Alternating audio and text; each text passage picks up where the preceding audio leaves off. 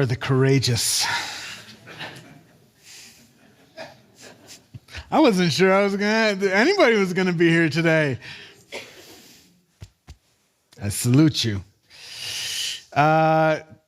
Despite how many times I've messed this up, they still allow me to sometimes do the announcements. So here I am. I'm on my own. Monica's off this week. Also, if you send in emails to the office, Stephanie is also off this week. So it is a great opportunity. I know, it will not fall apart. But it's a great opportunity to practice patience.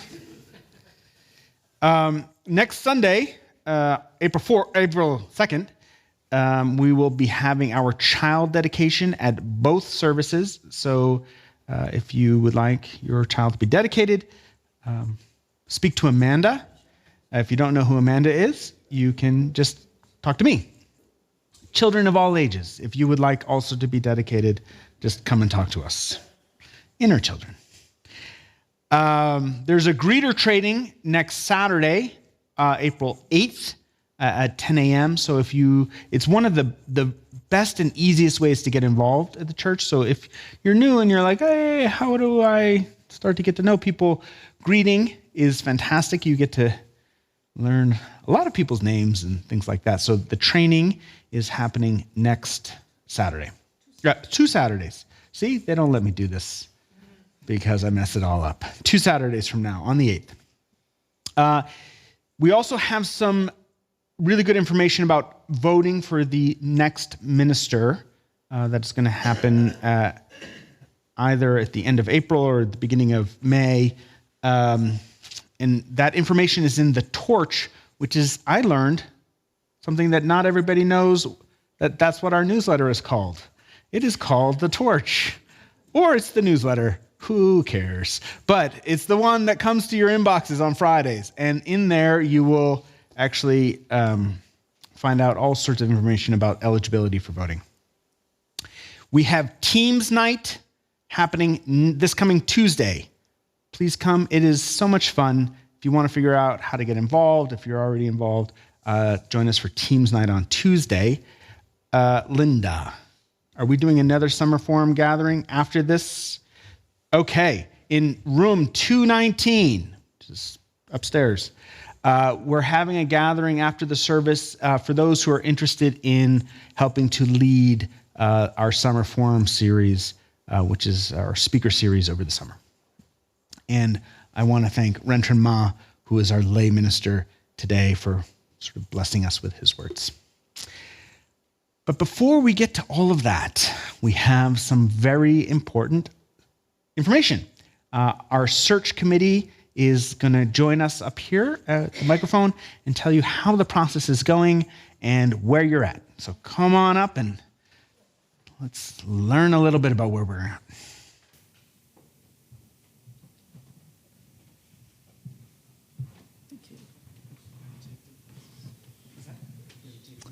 Thank you. My name's Linda Smith. I'm chair of the search committee, and I want to recognize the other members of the search committee, Philip Moos, Heather Heaton, then if you'll stand, Tim Chambliss, where's Tim? Susan Barnum, Carol Strawn, and Sherry Whitwer, who can't be with us. These are our search committee members, and we want to thank you for the trust you've imposed in us.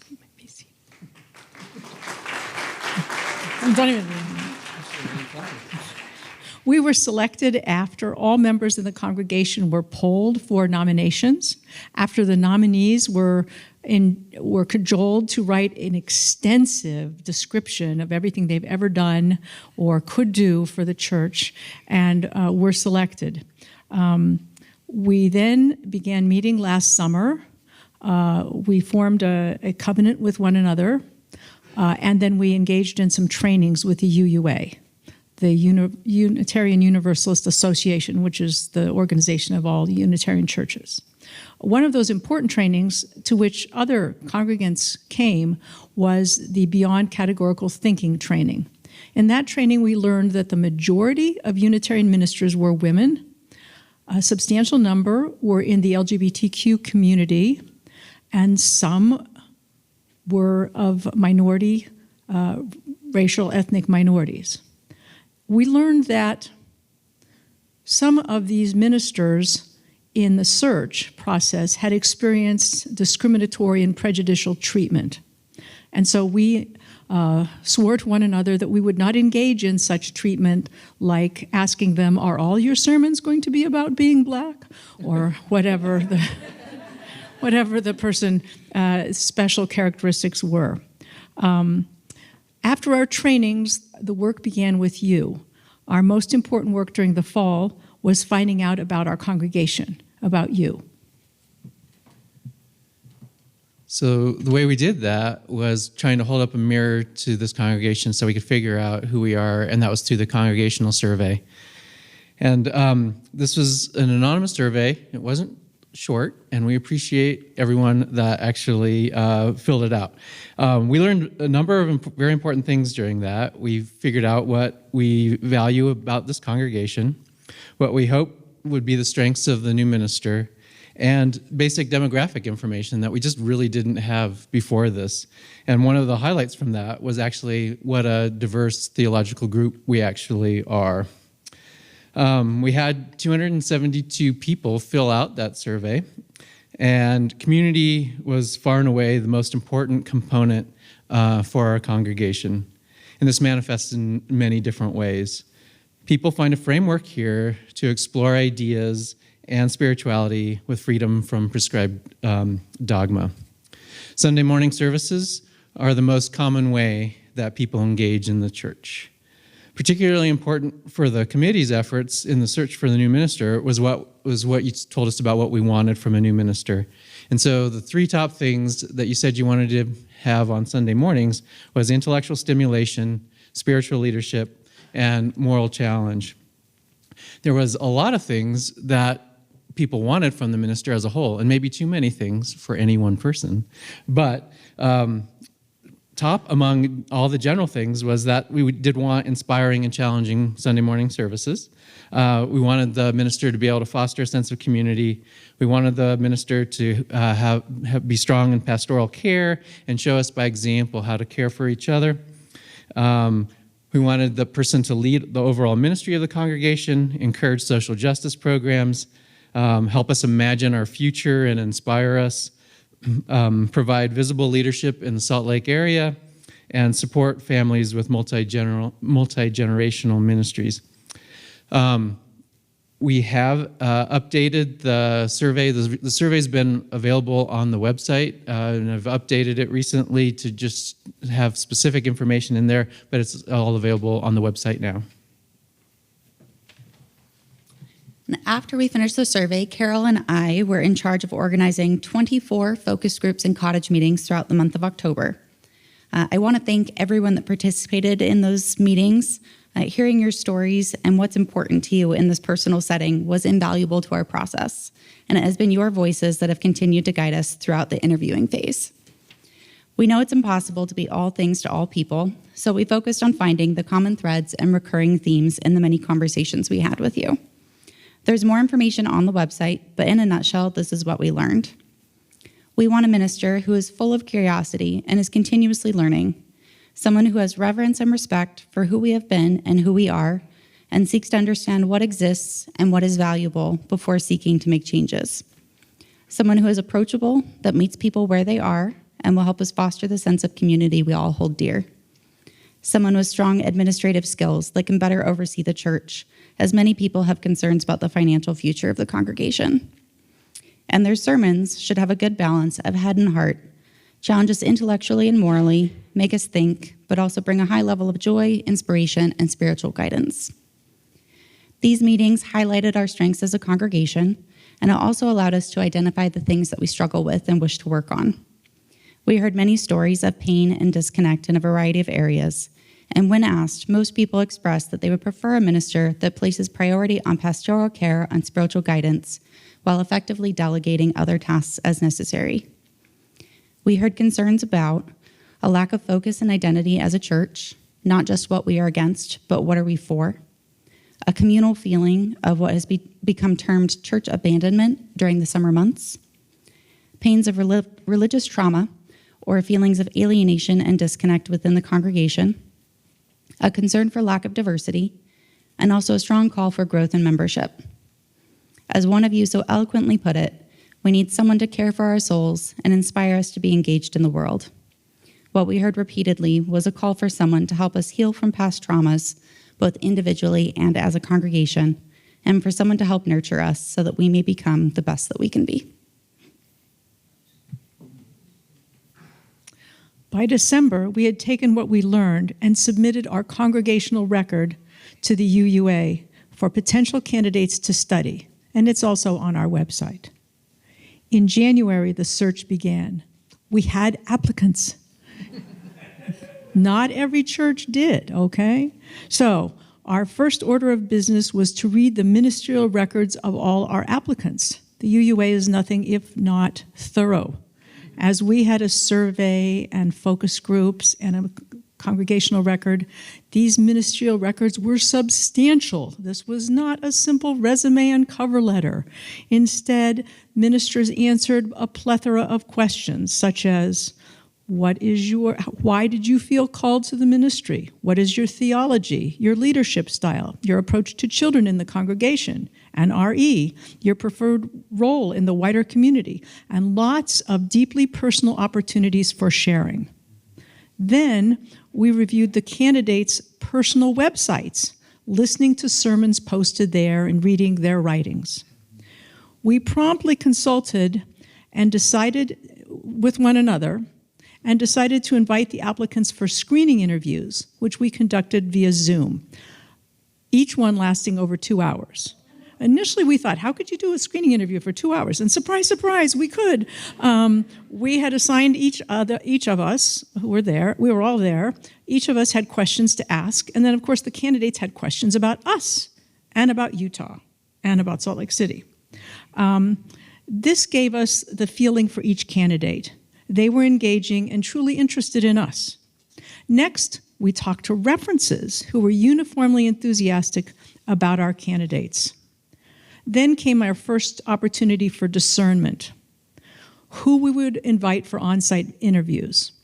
We had already agreed to use ranked choice voting, which worked brilliantly. We were in strong agreement on 3 candidates to come to Utah to visit us.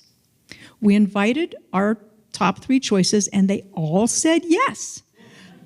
A minister can apply to as many congregations as they want, but they can only interview at 3 churches. So that was a great step that all 3 came and visited here. Over 3 weekends, we hosted 3 candidates and their families. This involved a lengthy formal interview, even longer than 2 hours, okay? 3 hours, this one was 3 hours. A tour of the church building, meetings with Reverends Monica and Reverend Ian, informal meals with us and the candidate's family, and a formal exit interview. Each candidate led a church service at another church that we all attended, thanks to Susan for arranging guest pulpits and housing. This was a wonderful opportunity to see our candidates interact with the congregation, as well as hear our candidates preach a sermon live. These weekends allowed us to feel how each candidate would be as our minister, and the feelings were very positive. After our whirlwind of screening and interviewing, we conducted further reference checking. We continued to study the materials. We listened to more sermons posted on their church's websites, and we had a follow-up touch base Zoom meeting just so our candidates would remember us and have a chance to raise anything else that had occurred to them since we'd met. Ultimately, we met to make the final decisions about which candidates to call and in what order. For those of you that have read the book Search, our meetings were nothing like in that book. Not only did we not eat dinner at each other's house, but there was no division amongst us. We saw all the candidates in the same way. We all understood the choices in the same way, and we were all ultimately very happy with our choices. We want to thank the congregation for the trust you've placed in us. We've submitted our preferences to the UUA. The ministers will be submitting theirs. And it works a little bit like a residency for doctors. You take the first choices from the congregations and the first choices from the ministers, and you try to give everybody their first choices to the extent they can get that. We think by Thursday we will find out to whom we are matched, and we expect to be making formal offers at that time.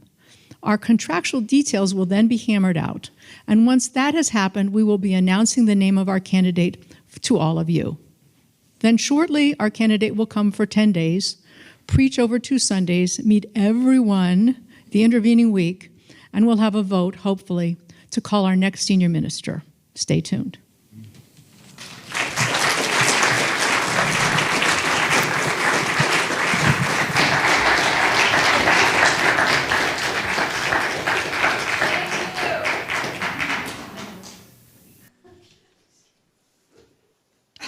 It sounds like a tremendous amount of work, because it is. You know, my packet was about 40 pages long, so they had to read like books worth of material just to get down to 3 people. So thank you so much for all you've done. It's really amazing work, and I'm just excited for you. Until then.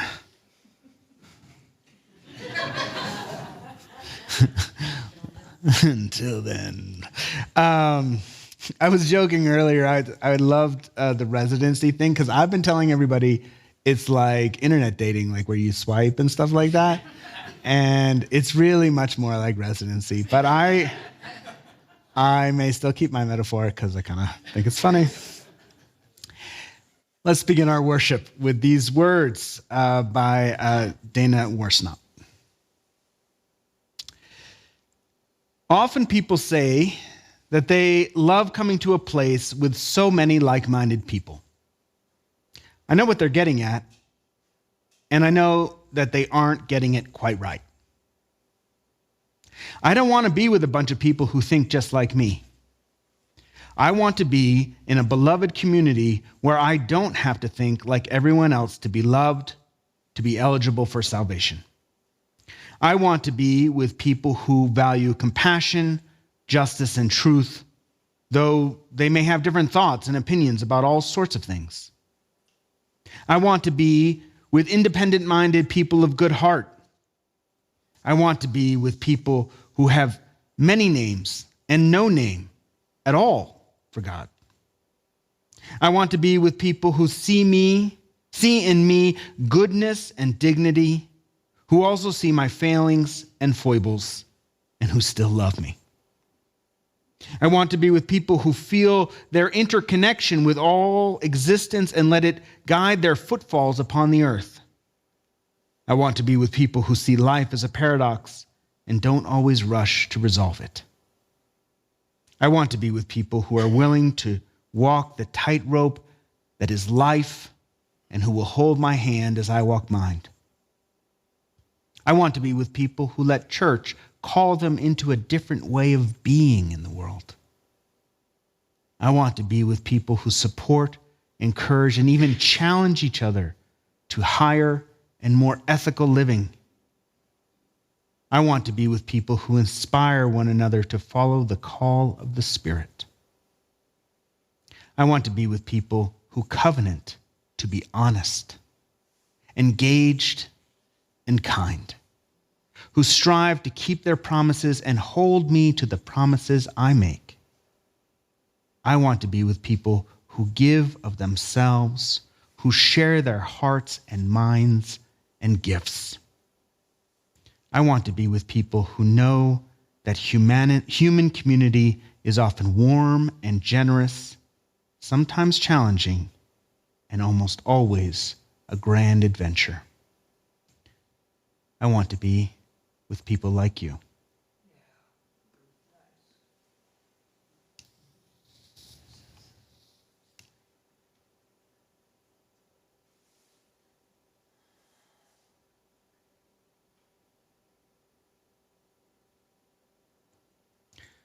Please join in singing our first hymn.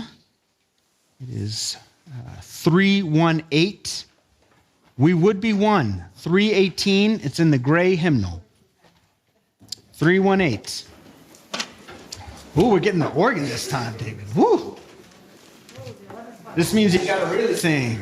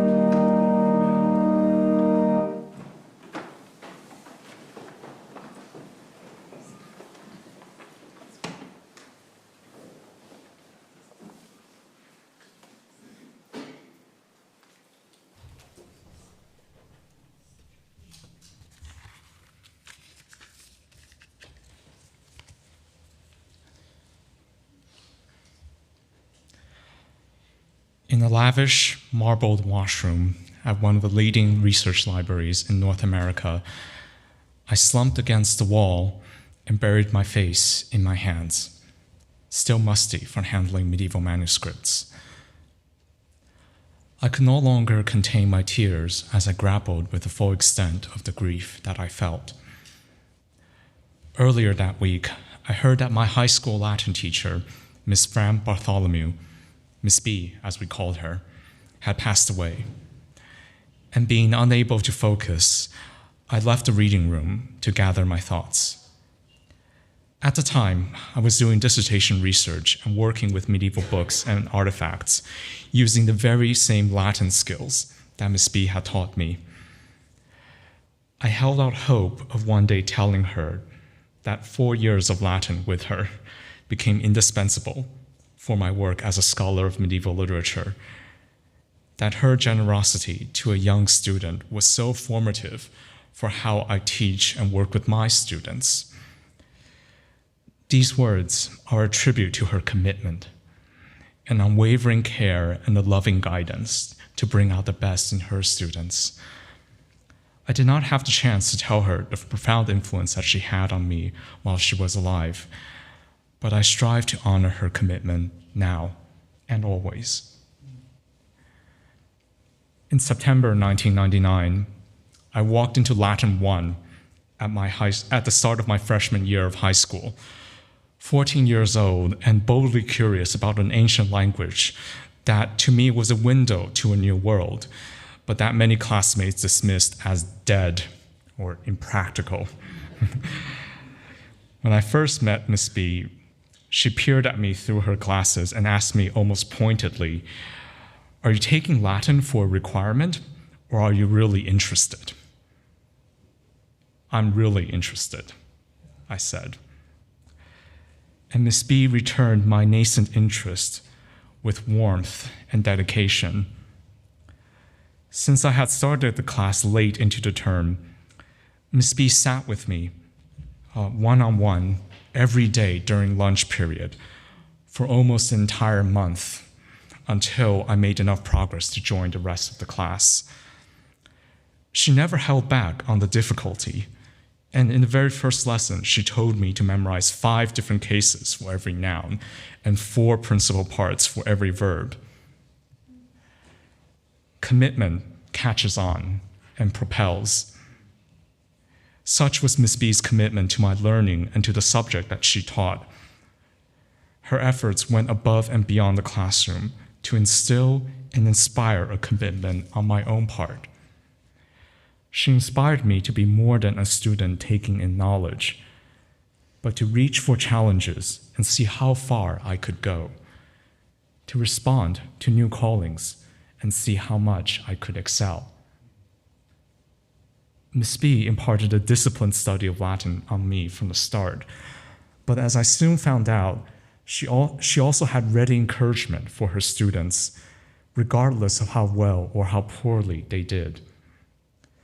Commitment was not just a matter of rigor, but of grace, and that made the crucial difference between complying with her demands and trusting her guidance.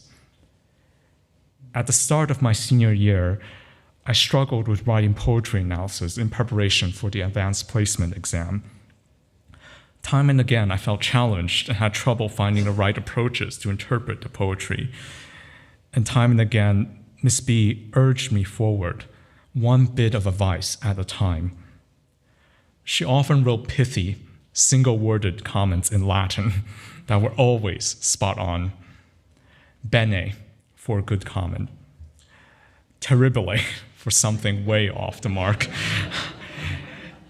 And these guided me to pay attention to voice, to imagery, to word choice and syntax, and to see how the poetry worked its magic. This work was not up to your usual standard, would be stinging criticism in the case of many teachers. But with Miss B, it was a compassionate gesture because she knew that I strived to read more deeply and reconnect with the ancient world. Her commitment embraced what was vulnerable about learning something new and difficult. and it guided me beyond what I could see at the time. It was the subtle fulfillment of connecting words with their human motivations and emotions to draw wonder out of the literature that mattered, not a grade on it or an exam score. Commitment catches on and propels. Its generative force ripples outwards and magnifies.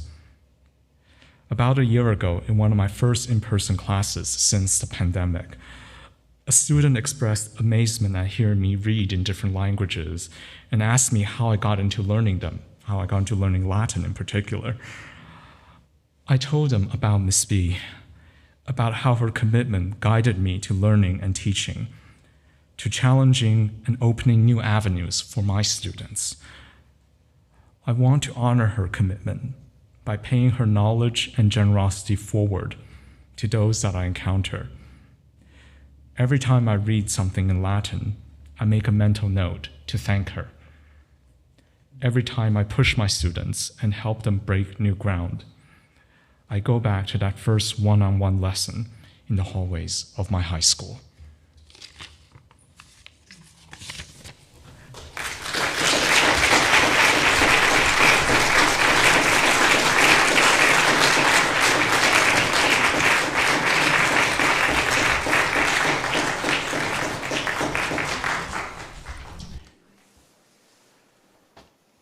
Now is the time for our offertory. Can either give as the plates come forward, or you can give by just on the back of this QR code. You can scan that and give that way on the giving page. I was just sort of reflecting a little bit on one of the comments that came through in the survey, which was the concern about the financial future. And I just turned in the budget to the board. So I turn it in and they're like, no, they don't. We work together on it, but I sort of carve out the first version of it and then we sort of try to figure out from there. And you're actually doing really well. The pandemic was hard, but you have really bounced back, and I think there is just a vision and an aliveness at this congregation right now that is, you've set your next minister up for success, and I think you should be really proud of that, proud of who you are, proud of who you're becoming. You've done a tremendous amount of work, and it's been a joy to be a part of it, and I'm very, very grateful for that. We can collect the offertory, as we always do, and thank you so much for your generosity and your vision. Offertory will now be accepted. Thank you.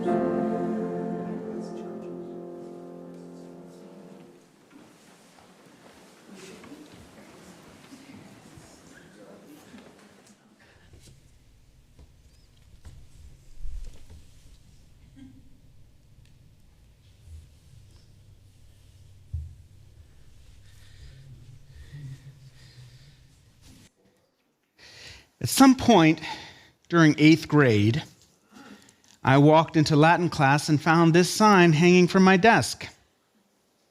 For those of you in the back, it reads, Puer Rufus et Sceleratus, which I have always loosely translated as the rascally redheaded boy. I was the only child in my Latin class to receive such an honor from Mrs. Green, suggesting that I must have been quite rascally, perhaps even exasperating, and perhaps quite loved at the same time. Or at least that's how I read it. And I suppose this is why the sign has moved with me from state to state, sometimes going into storage, but never deaccessioned from the collection of artifacts that accumulate over our lifetimes. Presently, it sits on a shelf that overlooks my desk in my home office. And wherever I move to next, it will find a place that watches over me as well. I keep it because, on the one hand, I love being seen as rascally, mischievous, puckish even. It's an image I have cherished and perhaps even cultivate. But I think I also keep it because I adored Mrs. Green. She instilled in me a love for the subjunctive tense, which continues to torment my partner. Every time I hear someone say something like, "I wish I was a teacher," I lean over and whisper, "Were. You wish you were a teacher." Carrie hates it. So please pray for her because I don't see myself stopping.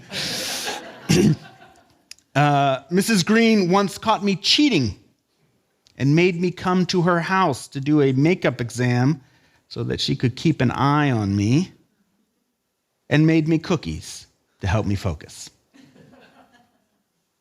I have carried this little sign with me for 37 years. I find it funny, but it also makes me feel seen and cared for. My life at that time was fraught. I was not getting along with my father. I was acting out a lot, quite a lot. And Mrs. Green, though strict, held me close. She saw in me a potential that she didn't want to see wasted. And I've never forgotten that. I keep this sign not for the words written on it. She was not the first person to call me rascally or even roguish. I keep it for what was being said beneath the words. Over the decades, I've had a number of teachers and mentors who took the time to help me grow into the man that I've become. People I will never be able to thank enough. It is a delightful indebtedness that can never be repaid because the debt, honestly, is too much. The best I can do is pass something on in hopes of honoring what was given to me. Myron Frankman, Kim Allen, Frank Leary, names that are not famous to you, but famous to me. They are names that live etched on the walls of my temple and may disappear when my temple fades away, but for now I stare up to them in gratitude and respect, beholden and entrusted. This is how life is. None of us made it to this moment on our own. There is no self-made person.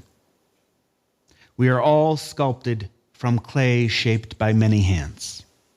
The great lie of the American bootstrapper is grounded in the eradication and extermination of gratitude. Working hard is important because life requires it, but we are all living beneath sanctuaries we did not build. We are inheritors much more than we are creators. And as heirs and beneficiaries, we are burdened with a great commitment. Last week, Monica shared a meditation on her understanding of stewardship and generosity. Stewardship, she said, is about maintaining what we have been given, caretakers for the next generation. Generosity is the act of giving to the future in honor of what we have been given. Who gave us this chapel? Who gave us the freedom to share our story of what is sacred and divine?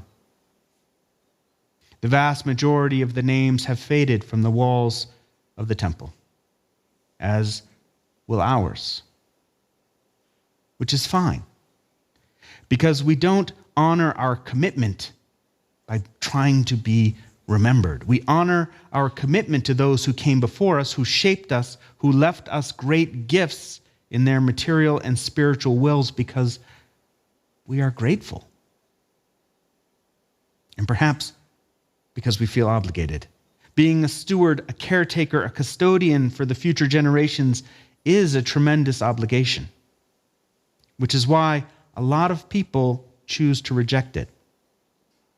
They don't want the responsibility. It means you have to choose generosity over greed, gratitude over self-importance, humility over vanity, which isn't as easy as it sounds, especially when fear is controlling our thinking. Greed, self-importance, and vanity become as addictive as Gollum's ring. It is our spiritual practice that return us again and again to the path of generosity, gratitude, and humility, so we might once again pick up the burden of being caretakers for the future generations. I want to share with you the story that lives at the heart of my ministry. It is actually the only reason I remain a minister. I can understand why you might think I do it for the money. But I don't. I do this work because of another minister named Bill Gardner. Several years ago, we were on a minister's retreat in the middle of the woods. It's probably about 10 years ago now, maybe. We were in New Hampshire. I was sitting by the fire with Bill. He'd been guiding me as a minister and a friend and a mentor for over a decade at that point. I first met him in 2000. And he lived the type of life that I aspired to. I took every opportunity I could to be with him and connect.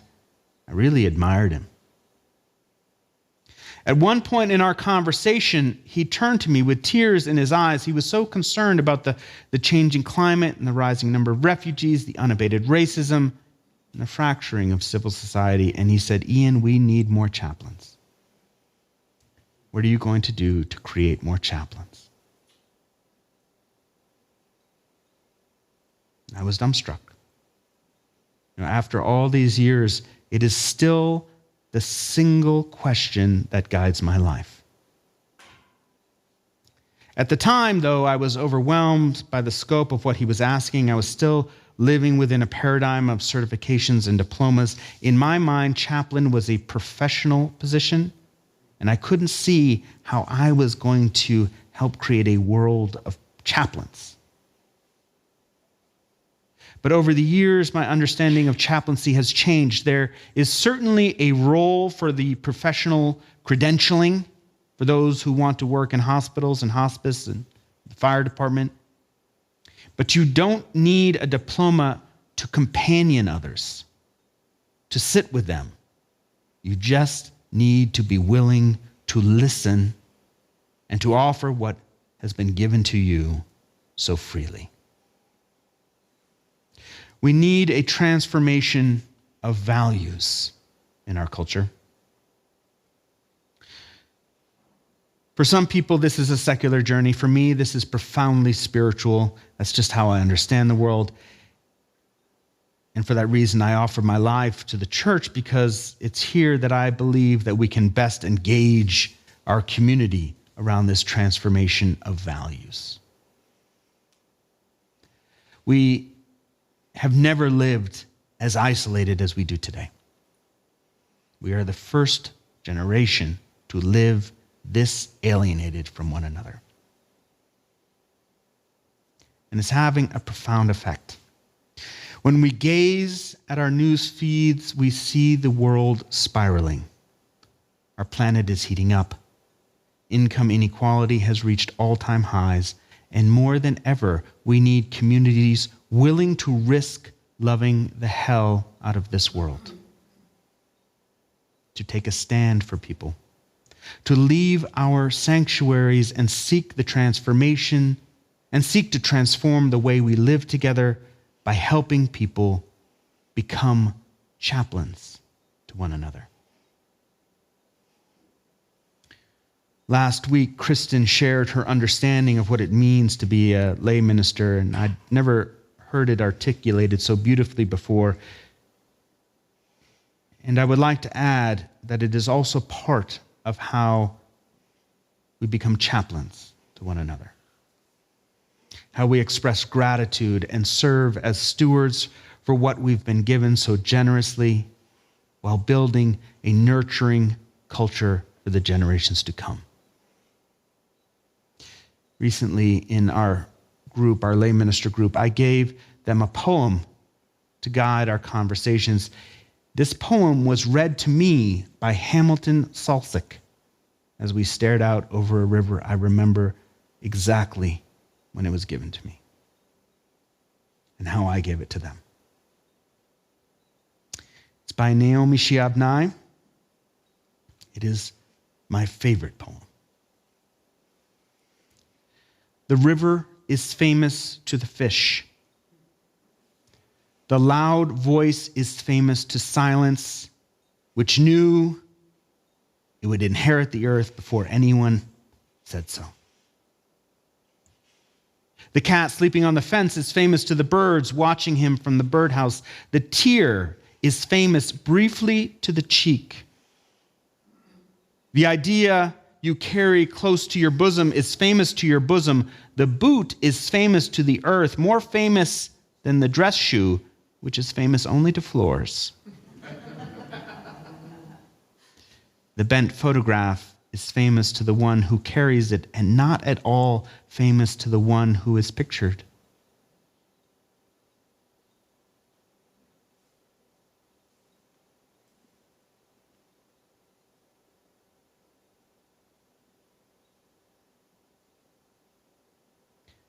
I want to be famous to shuffling men who smile while crossing streets, sticky children in grocery lines, famous as the one who smiled back. I want to be famous in the way a pulley is famous, or a buttonhole, not because it did anything spectacular, but because it never forgot what it could do.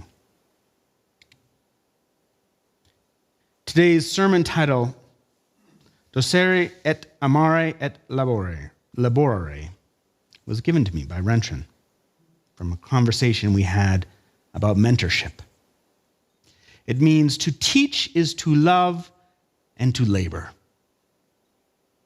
To make ourselves available as chaplains for the future generations, there will be work,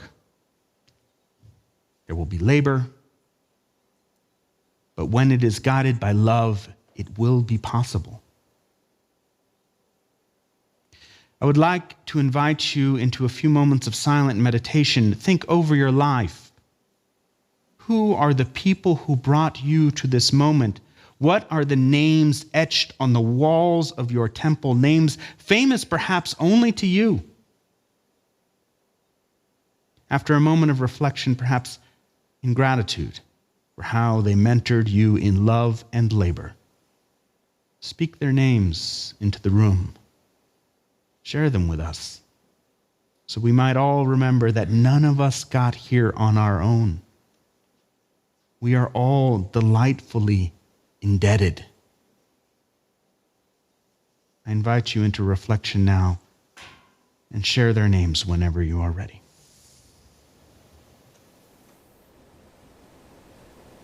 Frank Fitzpatrick. Cecil Osals. Helen Corny.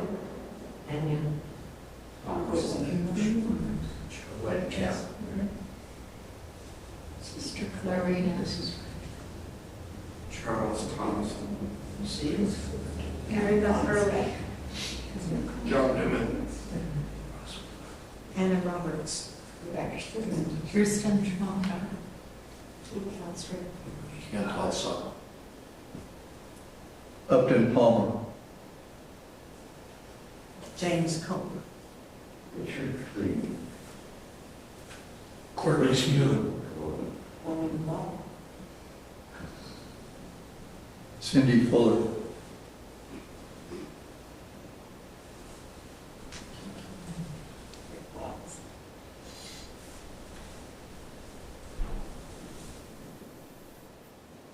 Let's bathe in the spirit of gratitude for all these names, all these people have offered us. When I reflect on the charge given to me by Bill Gardner as we sat by that fire, the obligation to help guide a generation of chaplains, so preposterous. A generation of chaplains needed to care for us as we prepare for facing the future.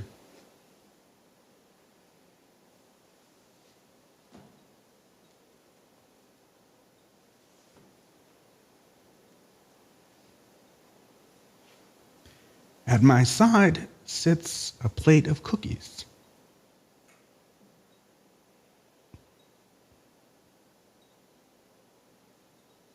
Made by a woman who endured a red-headed rascal, who even caught him cheating and loved him anyway,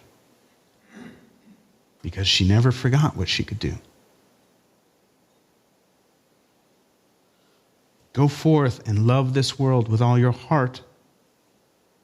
Take on the burden and obligation of gratitude, generosity, and humility. Our names may fade, but the sacred song is not about the singer. It's about the sacred. Amen. Please join in singing our hymn 10057, 1057, Go Lifted Up.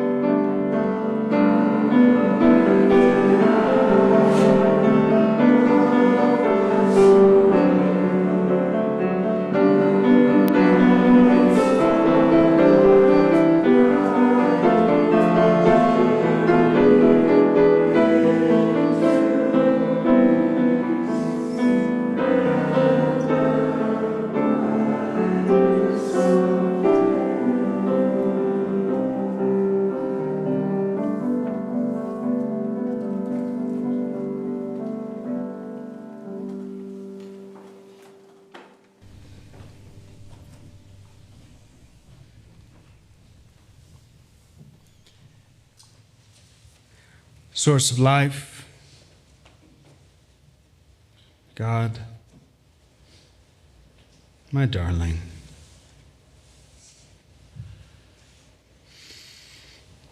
inspire us as we walk out into this snowy world.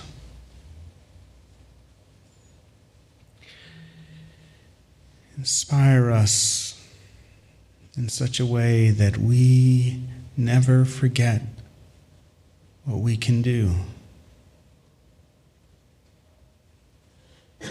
There are people with worth and dignity who have forgotten, and they need from us a hug.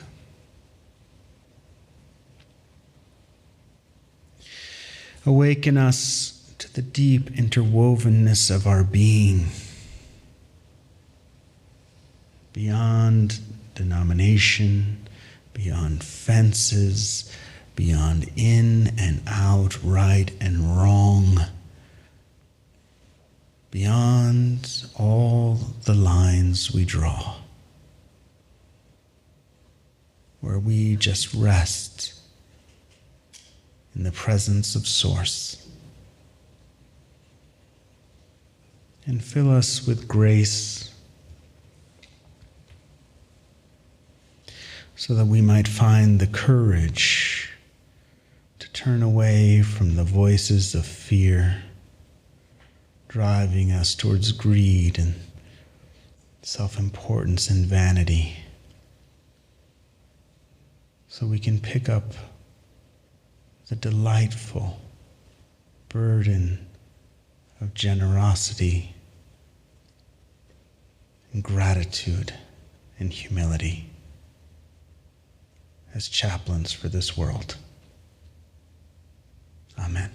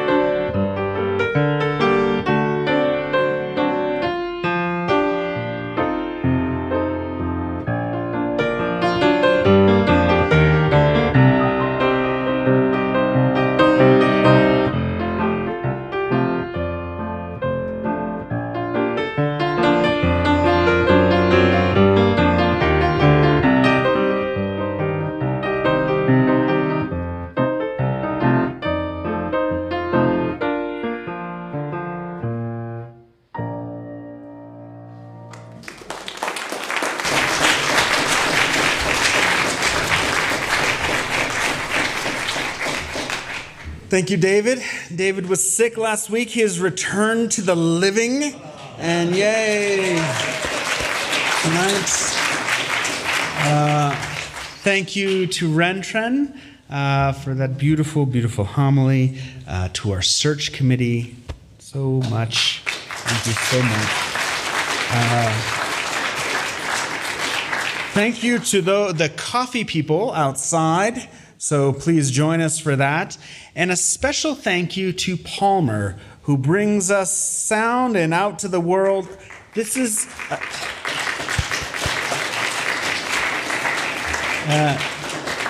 as you know, Tristan is often with us. Tristan also works for the U, and so he had a big production. And so Palmer has been with us for how long? 6 weeks? Okay.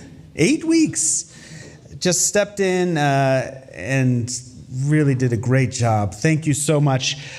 Because we are a denomination that worships at the altar of the coffee bean, we have 2 different coffee cards here as just a small thank you. So let's connect after the service about that. But if you see Palmer, please give him a hug and a thanks for stepping in to help us keep our online program working. Thank you so much. Come join us for coffee.